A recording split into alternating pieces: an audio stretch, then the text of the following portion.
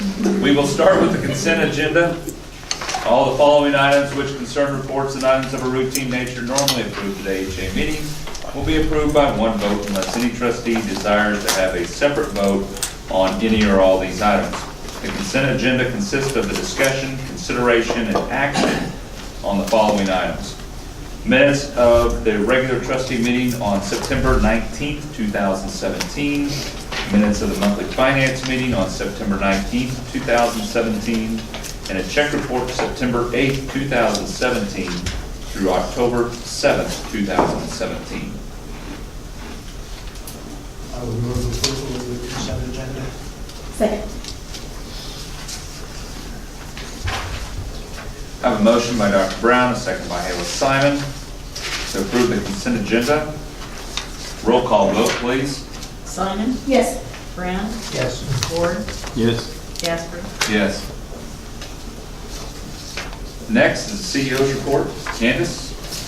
All right, on September 30th, I was fortunate enough to be able to speak at the Kiwanis meeting and let them know about the services and providers we have at Share Medical Center.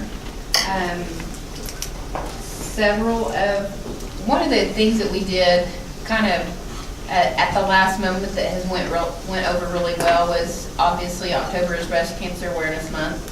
And Lynn helped us work up an ad with our radiology department to provide a girls' night out, and it's been very successful. And in fact, they had to quit taking appointments; they were booked. So every Monday night in October, the radiology staff provided treats and paraffin wax for their hands, and just a time for those women to sit down and chat with each other while waiting on getting their screening mammograms. So once again, we do have that service up running, and women are taking advantage of it. So we're thankful for that. Several departments fostering better communication are doing morning huddles, and also recognizing employees who go out of their way, kind of go the extra mile to do things extra special.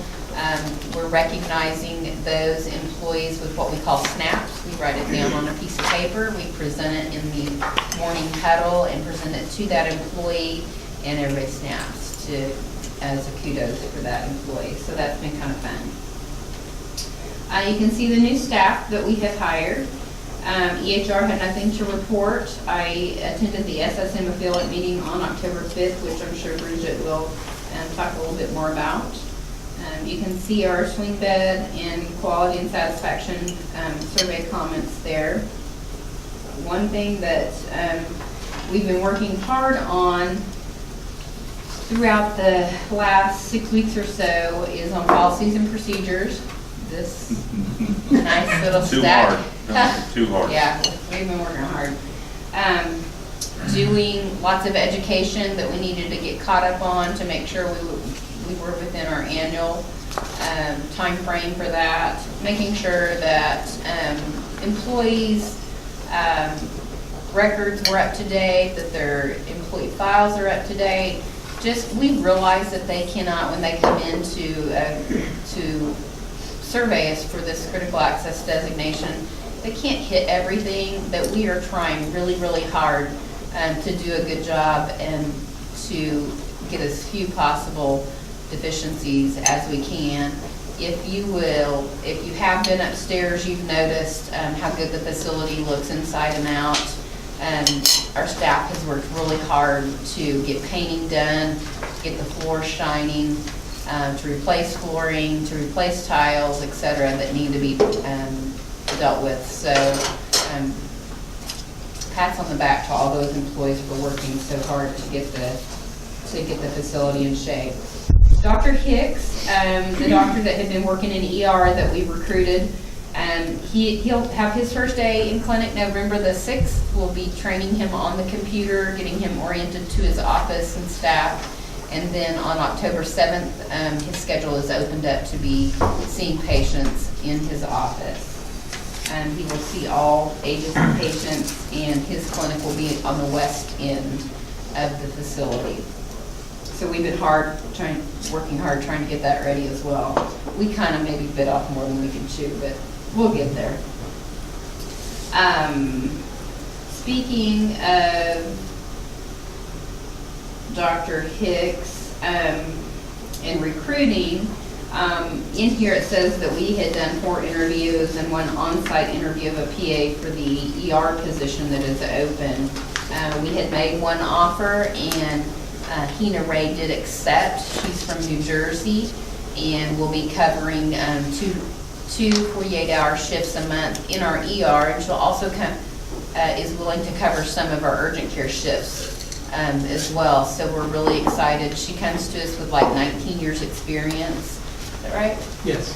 And very pleasant, seems very easy to get along with, and we're really looking forward to her joining us. She will join us at the earliest, maybe January. She's got to get her Oklahoma license, but for sure February. So, and also if you'll remember, Paige Little will be joining us. She's a PA. She'll be joining us in February as well.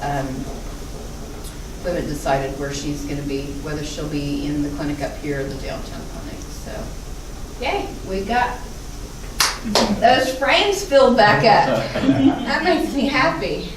Just got to get a picture of Hina Ray to put her picture up, and those frames are back full again of faces, providers. So, anyway, have I missed anything? Do you have any questions for me?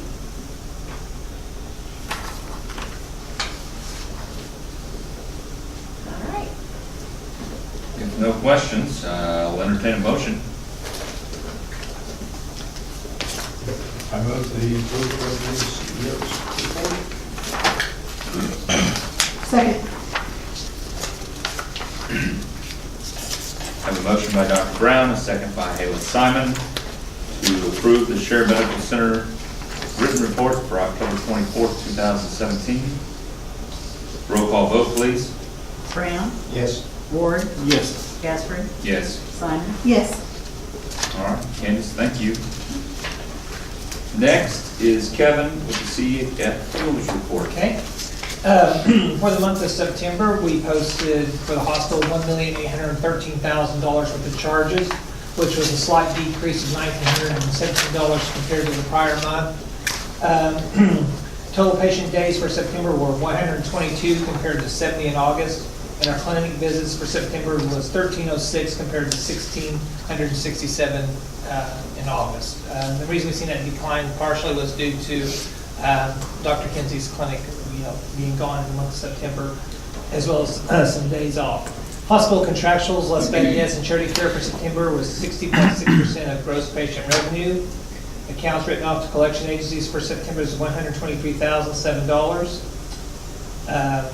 The operating cash balance for September is $256,987. That represents 7 days of operating expenses. Our accounts receivable balance was $2,899,174, which decreased $18,508 during the month of September. Our gross days went from 54 days in August down to 51.8 days in September. Net days went from 43.7 down to 37.6. Accounts payable balance for September was $680,357. That represented 38.9 days worth of operating expenses. The hospital's net operating loss for September was $205,348. After sales tax and donations and everything else, net loss was actually $128,160. Net loss for all entities for the month of September is $170,027, and after you add back in the sales tax, $91,812. If you'll flip over to page 2, you can see that for the 6 months, our revenue's been holding up there about a little over $2 million, but remember that we also had that 5% increase in charges, so actually our revenue's been holding steady, even though we've seen that looks like a $200,000 increase. You have that 5% added on there, so that's where some of that increase in revenue is actually just due to price changes. Our net patient revenue for all 3 facilities was $989,686. Like I said, we overall for all 3 entities had $91,812 net loss. Page 3, just breaking down again of all of our different expenses that we had. Purchase services continue to be up there because we have contract nurses as well as a lot of locums doctors, and the nursing home is still using quite a bit of agency as well. We will talk about that a little bit later on. You flip over to page 5, it shows you the hospital's revenue. We're at $1.8 million, like I said. Of that $1.8 million, we only expect to realize $590,000, and our expenses were $795,000, and we had a loss overall of $128,160. Next page, of course, shows you the 2 years side by side. You can see we're about $700,000 in gross patient revenue. Net patient revenue, we're up $700,000, only about $24,000 difference. And like I said, most of that is due to the price changes more than anything else than volume changes itself. Year-to-date, comparatively for the first quarter, we're about $90,000 better off this year than we were last year. We're at $334,000 loss this year compared to $422,000 loss last year at the same time. Cash also continued to get to shrink. We lost $85,853 cash position from the prior month. The month we're down to $206,987. I'm sorry, we actually lost $140,513 for the month in cash position to $256,987. Accounts receivable continued pretty steady compared to the prior month. You can see those side to side.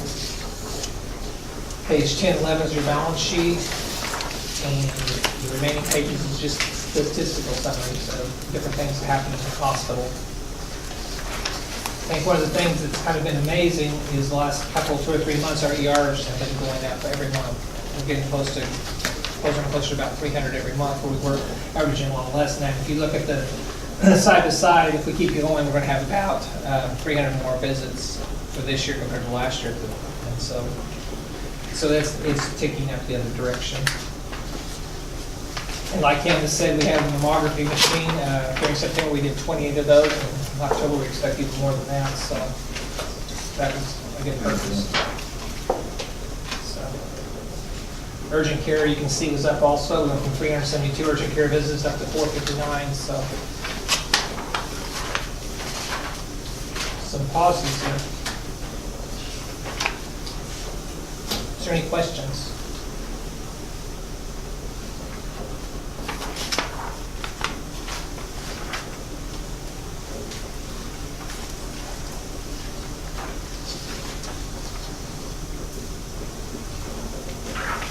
Any questions for Kevin?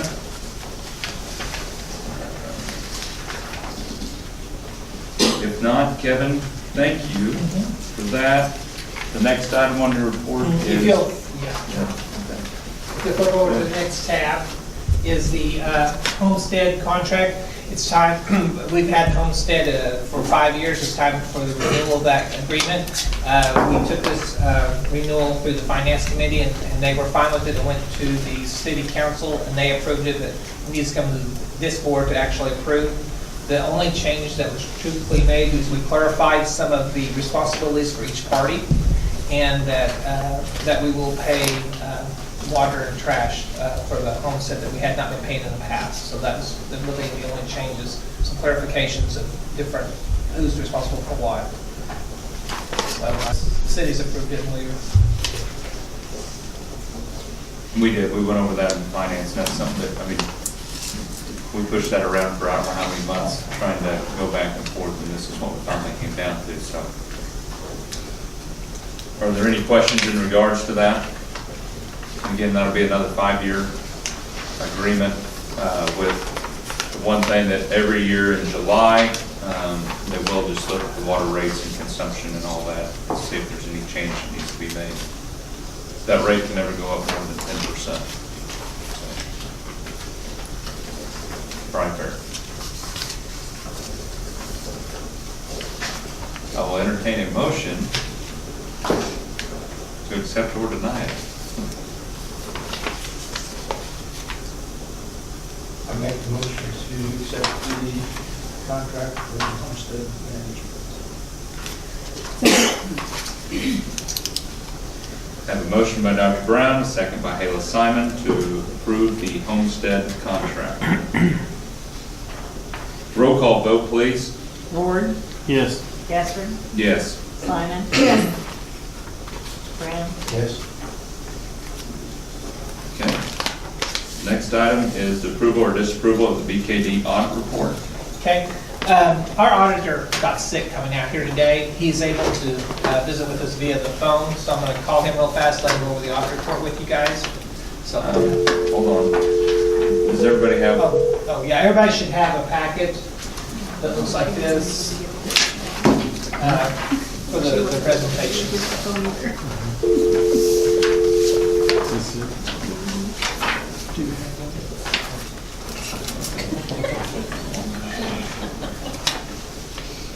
Here's one.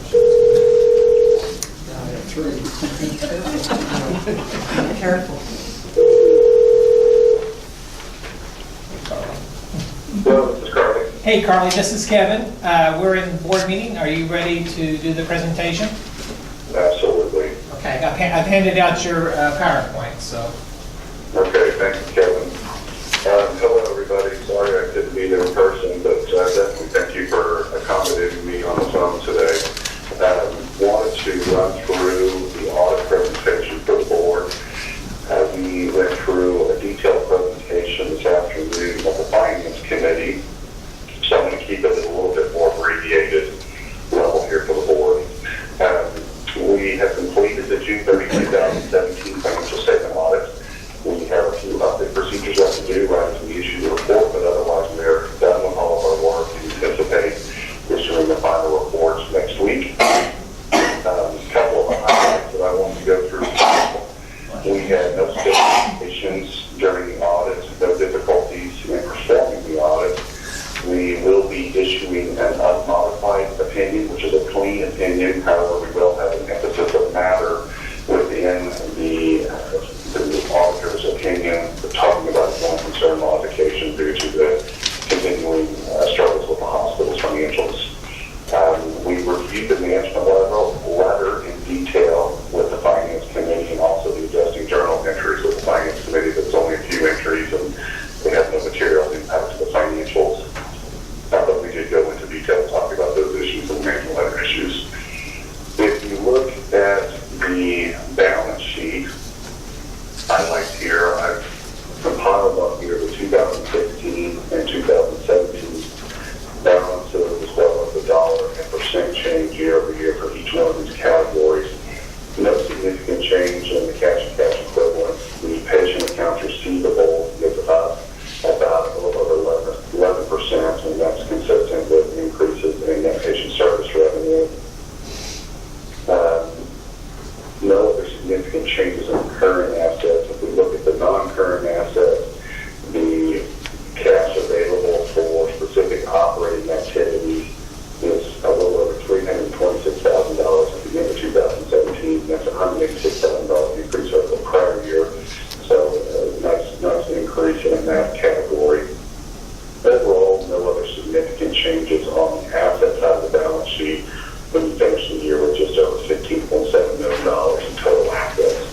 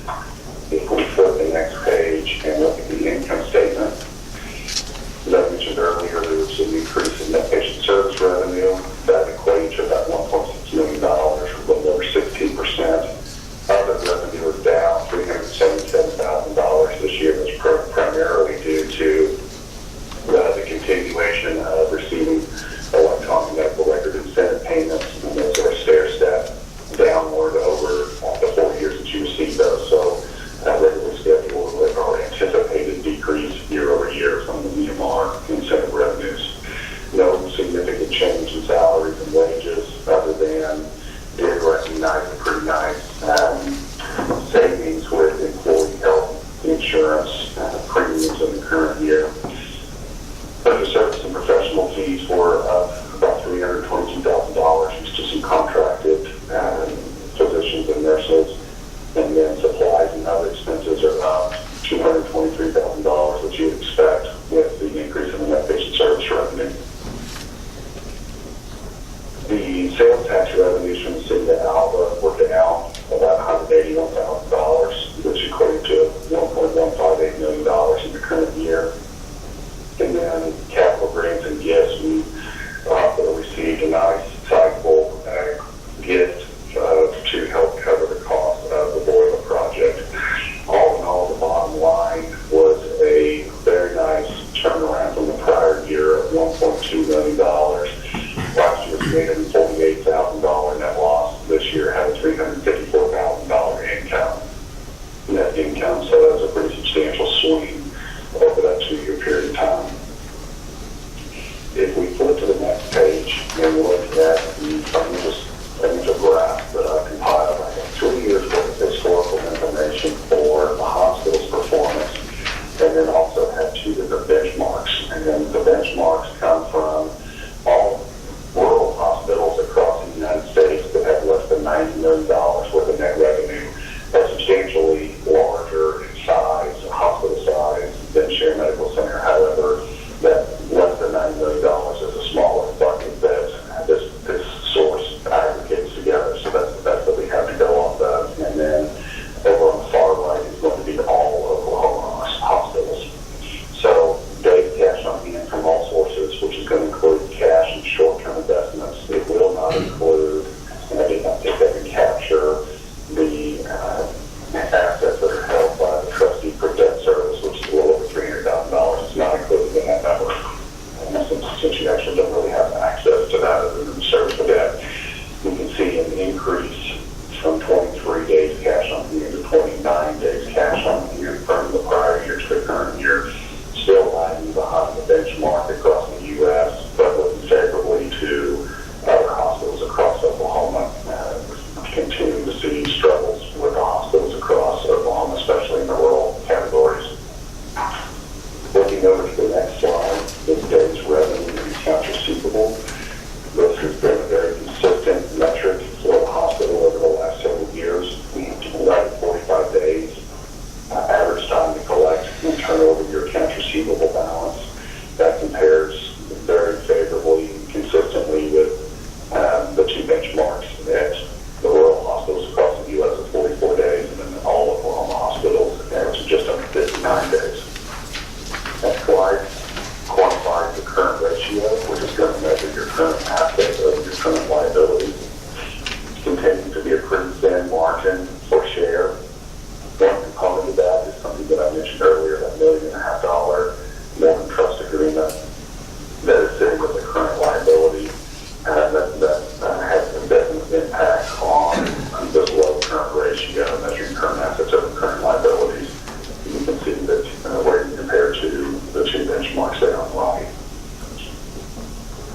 The next graph is the average age of plant. This is a metric just really to be used at a high level to be able to measure the level of investment that is being maintained within the hospital, put back into furniture, fixtures, equipment, property plant, those types of items. If you see this number starting to grow significantly, that probably indicates that you have some deferred maintenance, which is either occurring or is going to be on the horizon, and you just need to be aware of that. But that's been a very consistent metric over the last 3 years, and in my opinion, in line with the 2 benchmarks over there on the right. The next graph is the operating margin. For the last 3 years, the hospital has experienced an operating loss. As you can see on the graph here, that the operating loss in 2017 was significantly lower than 2016, predominantly due to that increase in net revenue, which we talked about a few minutes ago. You can see that from a benchmark standpoint, the rural hospitals across the U.S. continue to struggle with having overall a negative margin in Oklahoma, which includes, like I said, includes all hospitals across the state. It is just barely over the positive threshold on the operating margin.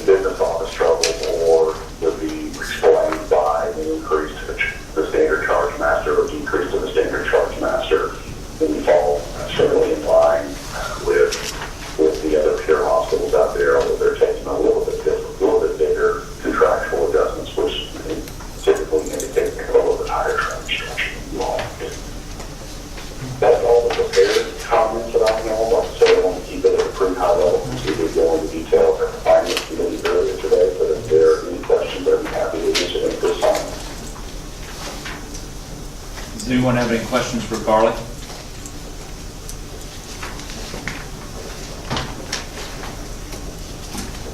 If not, Carly, thank you. Do you have any other final statements? I don't, Jason, other than just saying thank you all. So I was feeling a little under the weather today, so I really appreciate you all accommodating with allowing me to call in, and hope this wasn't too much of a hassle for you all, but I really appreciate it. Well, thank you for your time. Thank you all. Yep. Kevin, did you have anything else you wanted to add? No, I think it went well. The cost report will be filed here next month. It's not completely, I mean, it's pretty close to being done, but we don't actually have it in hand, so. And is there any settlement on that? Right now, they can give me some number, so it's gonna be pretty close to, not much one way or the other, I think, because they didn't tell me. Like we was either overpaid or underpaid by very much. All right.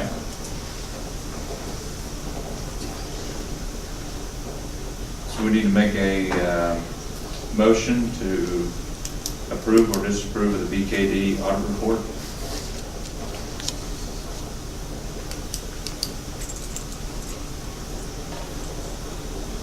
Somebody else take the turn. I move to approve the BKD audit report. A second. Have a motion by Hayla Simon, a second by Dr. Brown to approve the BKD audit report. Roll call vote, please. Gaspard, Yes. Simon, Yes. Brown, Yes. Ward, Yes. Okay.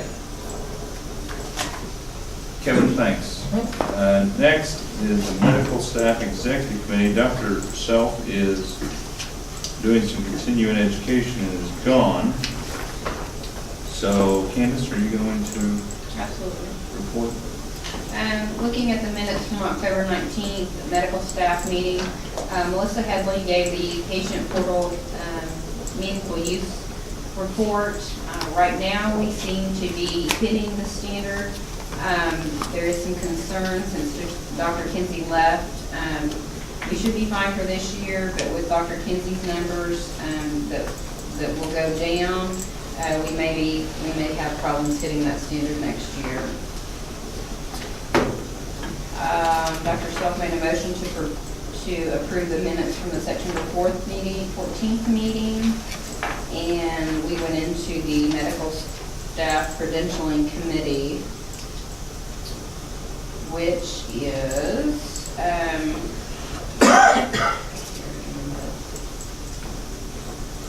No, you can't recommend. Somebody else will have to recommend. so if one of you will turn to the agenda, item 5, I need credentialing committee reappointments and appointments. Windsor, please.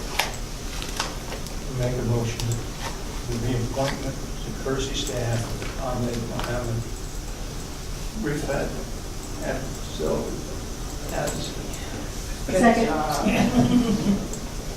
Kayla, could you please repeat that? I seconded. We have a motion by Dr. Brown, a second by Hayla Simon to reappoint to Kersey staff Ahmed Mohammed Rifat Abadalazi, MD. Roll call vote, please.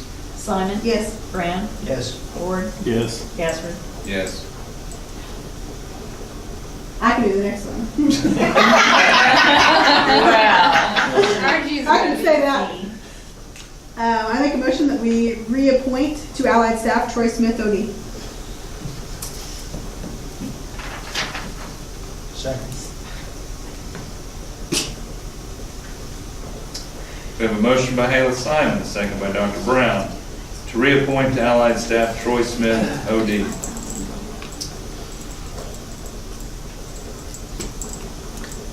Next. Roll call vote, please. Oh, roll call vote, please. Sorry. Brown, Yes. Ward, Careful, you'll Yes. sign yourself up for a job. Gaspard, Yes. Simon. Yes. Just moving on. Next, the appointment to active staff Benjamin Hicks, MD. Move the appointment to active staff, Benjamin Hicks and me. Second.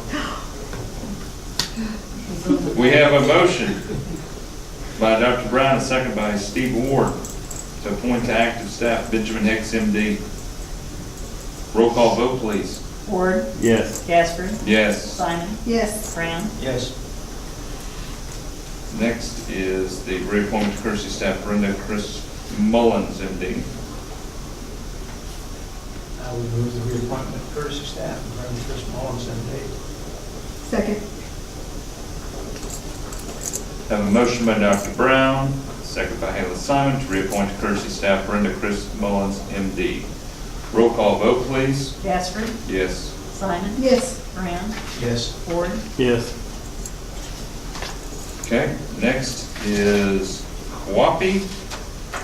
If you'll turn to your copy tab, you can see your October 18th report, all of the committees or different departments that are working on their different items in their departments for copy. These are tasks that departments identify that need attention to make sure that we are hitting all the quality measures that we should be. So in the big discussion box, you can see what their task identified is and then their action plan. Sometimes it's a struggle to figure out what their task is going to be. But we try to help them with that. If there's not any questions with that, the next thing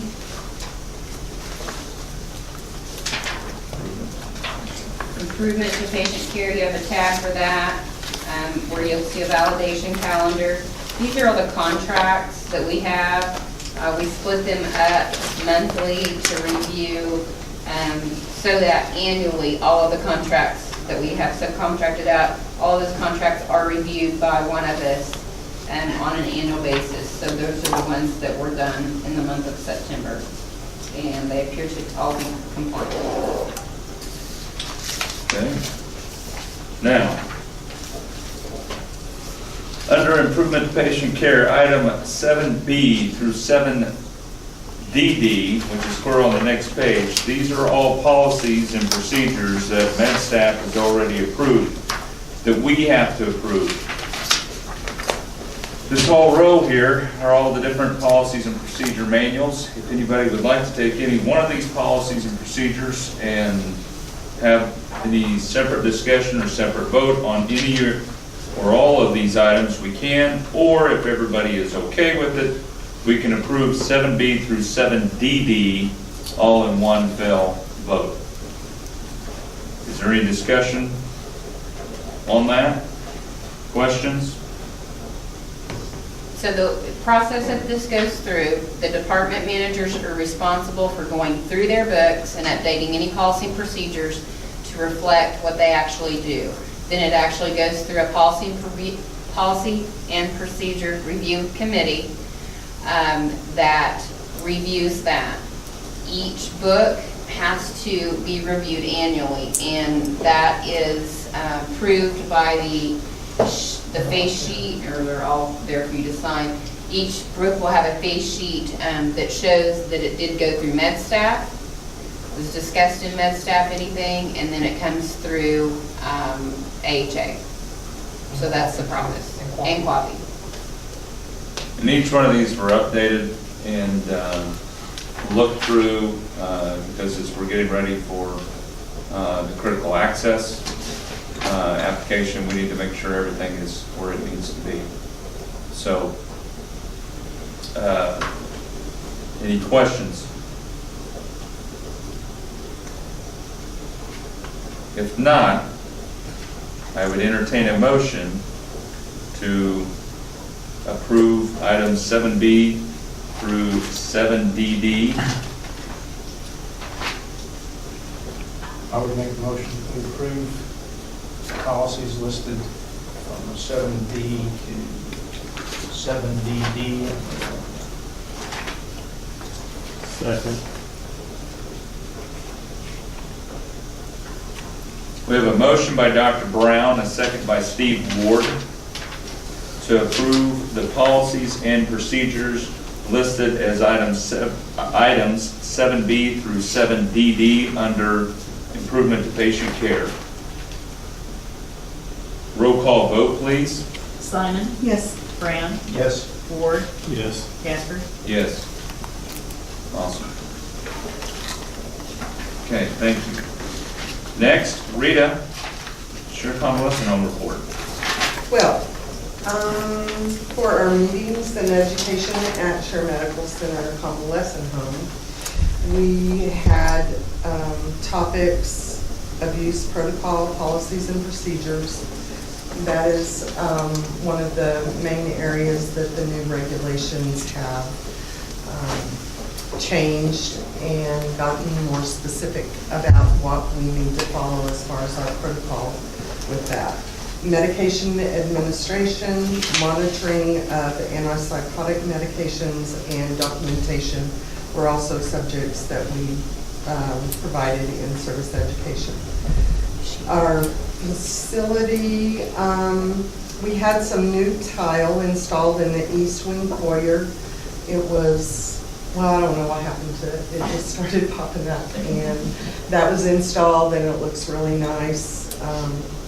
Simplex was here checking out our fire alarm system.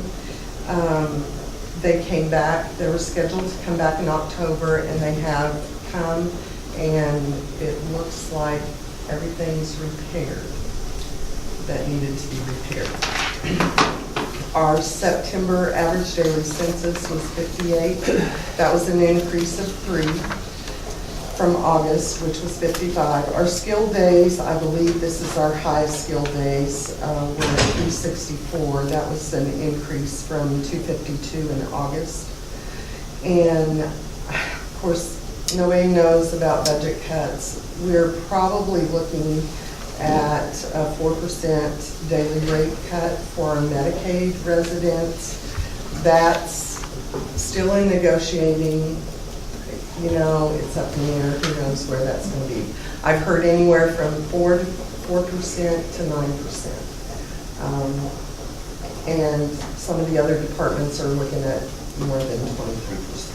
So we have about 20 residents that this will affect. We've hired 2 dietary positions, which has helped with overtime and taken off some of the responsibilities of Karen. Karen, as you know, has been filling in and helping a lot since Chris has been out. And we appreciate that. She's dedicated a lot of time and effort into that. Christy has hired several new nurses. We've put several nurses through CMA, which is a certified medication aid class. Our CMAs that got accepted to LPN school are now in school, and hopefully we'll get some of them back. Housekeeping is staffed enough to meet the needs. Our Focus on Excellence annual survey is underway. We got that big pack of surveys, must have been about the middle of September. We'll mail that in on Friday. That includes employees, residents, and their families of residents that cannot vocalize their survey, what they think. We'll get those back sometime in December, I believe, December or January, the results of those surveys. We also have been doing the survey online with the hospital as far as the employees go. Our Oklahoma State Department of Health Plans of Corrections, that was in September. Those were accepted, and our recheck and follow-up has been completed last Monday on October 16th. All of our deficiencies were cleared. The only thing I'm waiting on is life safety code. He should be here in the next couple of weeks, I would think. So then, go to this new part.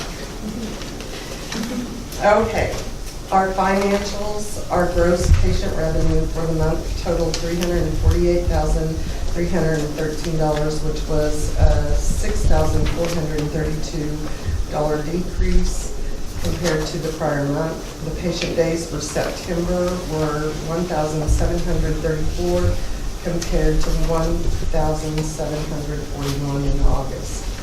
The contractuals less bad debts and charity care for September was 3.5% of gross patient revenue. Our convalescent home operating expenses, excluding salaries, benefits, and depreciation for September totaled $128,342, a decrease of $8,246 compared to the prior month. The convalescent home salaries and wages for September totaled $164,543, which was a decrease in $3,514. The net operating income for September was $31,084. The convalescent home net income for September was $32,109. On the next page 2, if you'll turn over from August to September, you can see the difference in the revenue from August to September, and year-to-date on page 3. Last year, is that right? Last year we were at 32,100. No, that's this year. Yeah, go to page 3. 3. Bear with me. Our September revenue was $32,109, and our year-to-date is $125,196. Any questions? We continue to be busy. We continue to have quite a few admissions and referrals. And the holidays are coming up. They'll be busier.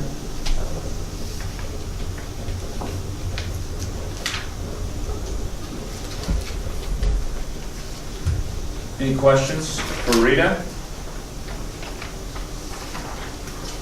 If not, Rita, thank you. Next is the Homestead report. Kelly?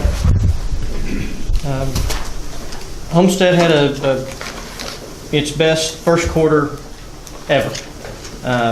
We've been tracking it anyway, so, and I think that would stand the test of ever if we were able to look back further. The occupancy in the first quarter was 81.3%. Last year was the next highest year at 77.1, so we're over 4% better for the first quarter than we were last year. That said, September was down a little bit versus the previous year in September, and it looks like October we're going to show about the same occupancy as we had in September. We've had 2 people move out so far, anticipating another one move out by the end of the week for growing. Those individuals having growing healthcare needs that we're not able to serve. And then, but with that, we've had 2 people move in so far this month, and I anticipate another one either right at the end of the month or after the 1st of November. In that first week of November, have another rental agreement that's signed and ready to go with a move in there. So should stay pretty even month to month from September to October. The activities have continued as you know, we've reported in previous months. We're still taking folks out of town for different things. And we're still doing things in town with our residents as well as on site. The staff last Monday on the 16th participated in some training called Aging Simulation Sensitivity Training, and it's provided by the Oklahoma Healthy Aging Initiative.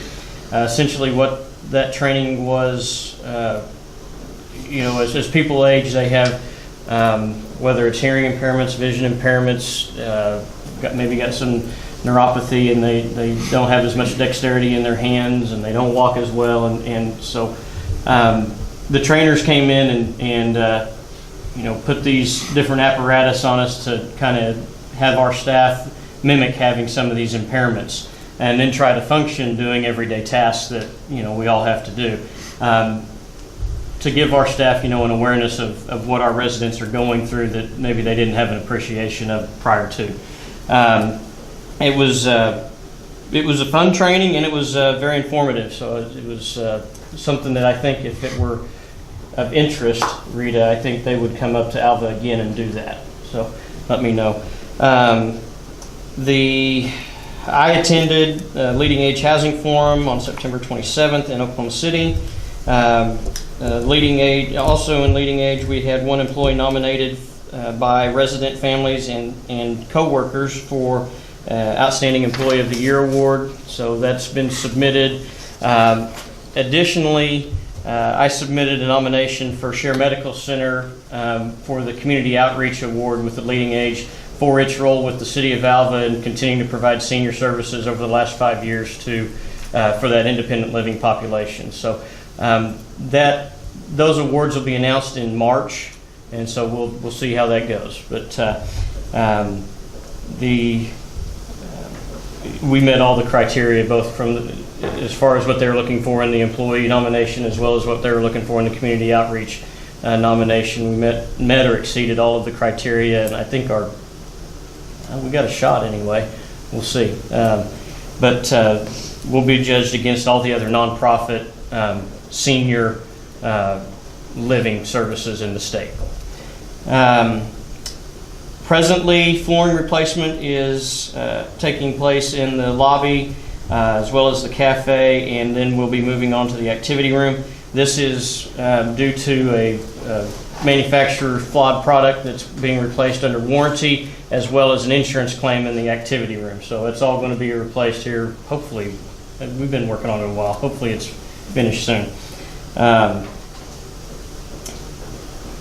Other things, our cost per meal, our total cost in the kitchen decreased 12.5% from August to September, so that was good. That's partially due to a decrease in the number of meals. We served fewer meals, about 8.5% fewer meals, but so we also had more efficient use of our supply dollars in the kitchen last month. So that's good. We're on budget, under budget as far as our cost per meal is concerned, by a little bit, not much, but by a little bit. We continue to pick up new Meals on Wheels customers. We are presently, at the time of this report, we were fully staffed. We have had one person leave since then, so we are seeking another server in the dining room. But really all the positions, we're doing pretty well. Staff are getting along well. As Candace mentioned about the huddle meetings that she's having, or that they're having here at the hospital, we've been having similar communications with our staff every morning, and that seems to help make sure we stay on task and make sure that we're aware of anything important that's going on from day to day so that we can help manage any of those situations. Financials.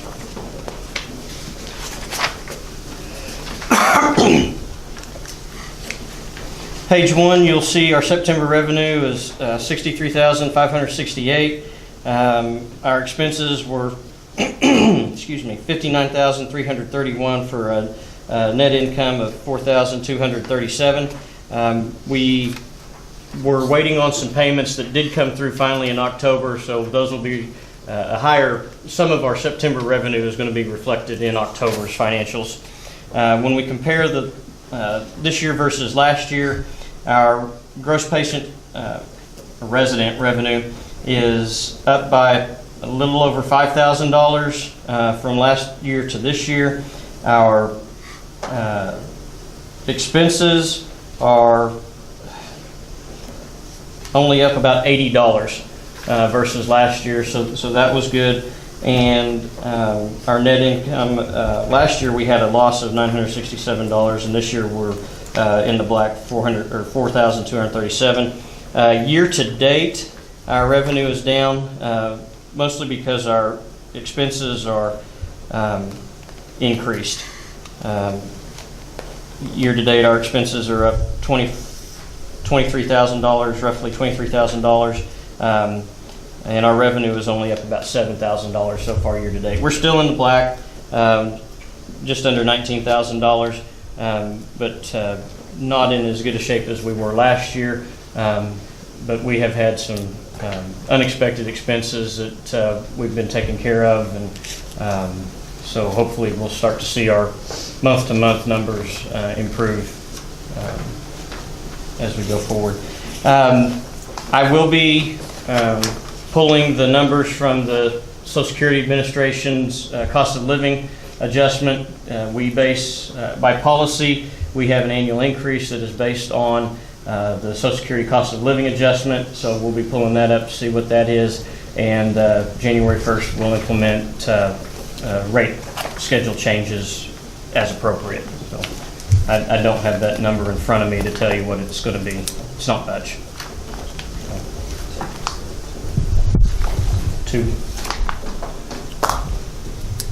I'm happy to answer any questions anyone may have. Does anyone have any questions for Kelly in regards to the homestead? If not, Kelly, thank you for that. Do you have anything to report for the foundation? Just a few things. The board met this month, second Thursday of the month. They did elect Rodina Bixler from Winoka to fill the unexpired term of Helen Thiesing. And they also approved, I think it was $23,000 back to the medical center for physician recruitment expenses related to the hiring of Dr. Hicks. And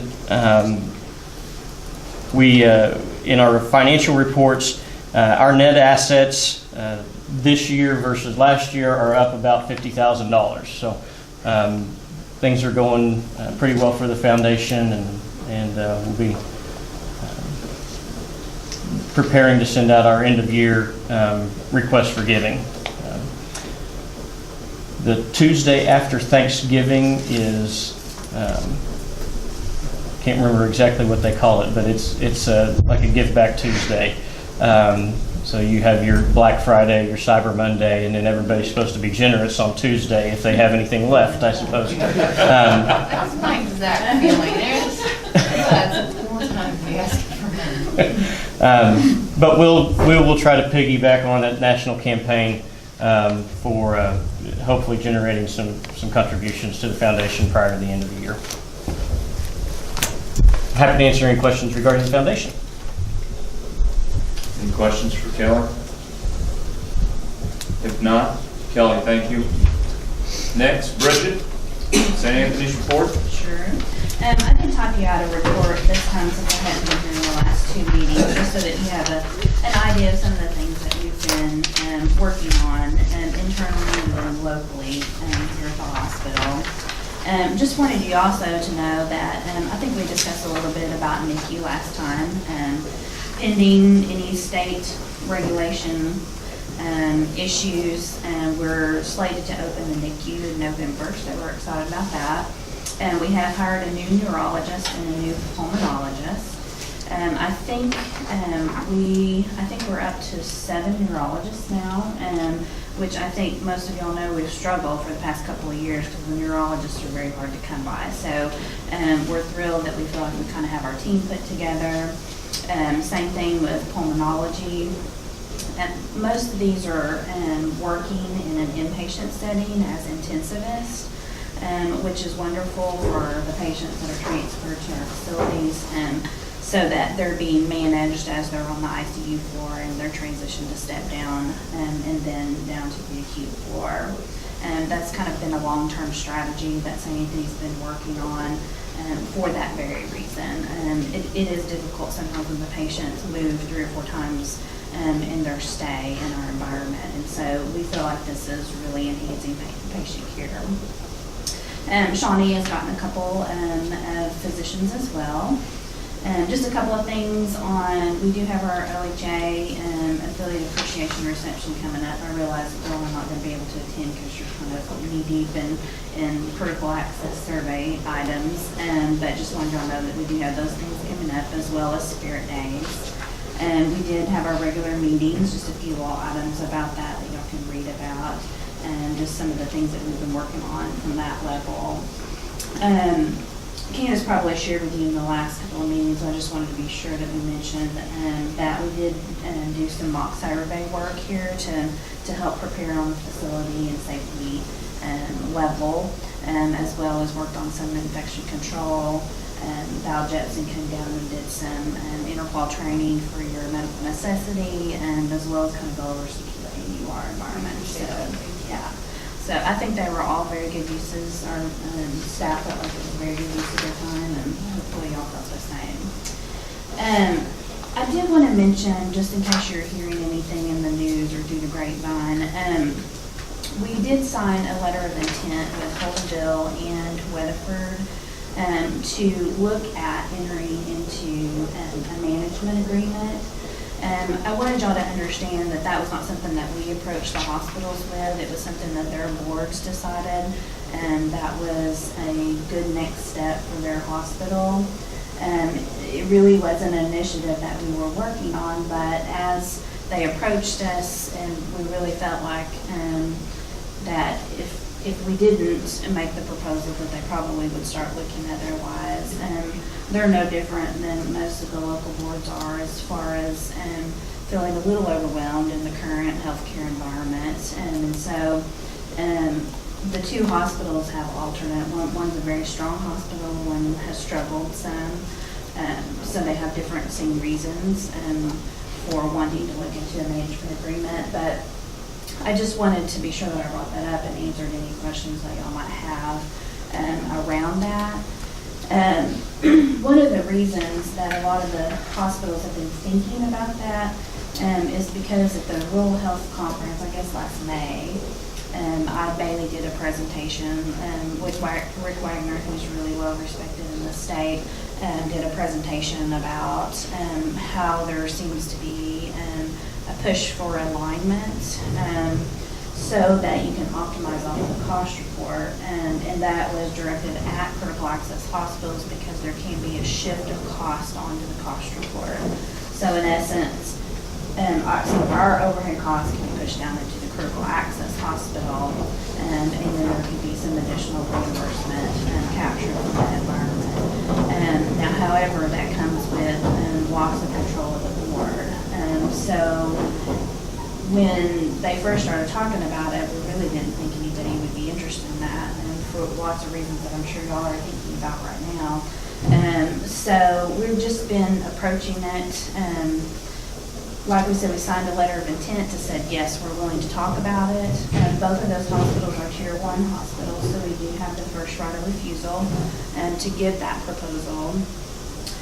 However, Holdenville has decided to go out and do a full RFP process, and that's what they felt was best for their community. They're in a different kind of market where they're surrounded by Mercy and by McAllister, and then there is a market for OU because they have a large amount of transfers that go up to Park Hospital and to OU. So they're taking a little bit of a different approach, but there are a lot, because of all of that, I'll explain to you, there are a lot of people that are coming out of the woodworks.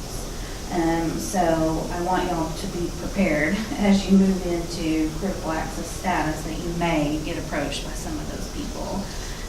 Some of them are institutions like ourselves, which are Mercy and Integris and OU, which are fine. But there are a lot of other organizations that are out there that are kind of coming coming out of Texas and coming into Oklahoma and trying to take advantage of those opportunities as well. Not saying that they're not structured well enough to do well for a hospital, it's just that it's a different environment than what we currently work inside of. So it's been interesting to kind of watch what has evolved over the last couple of months as these conversations start picking up more. So anyway, that's just a little bit of history and kind of what's going on, because I know sometimes there's a lot of conversations about management of hospitals, because I know in your area that there's been not so good stories coming from those environments in several of the communities in the Northwest. So just wanted to throw that out there in case anybody had any questions, and so that you kind of understood the history and kind of where we stand in the process of that. We've always wanted to do what hospitals and their boards think are best for their hospitals, so we're certainly engaging with them and working through a contract that would be mutually beneficial. So,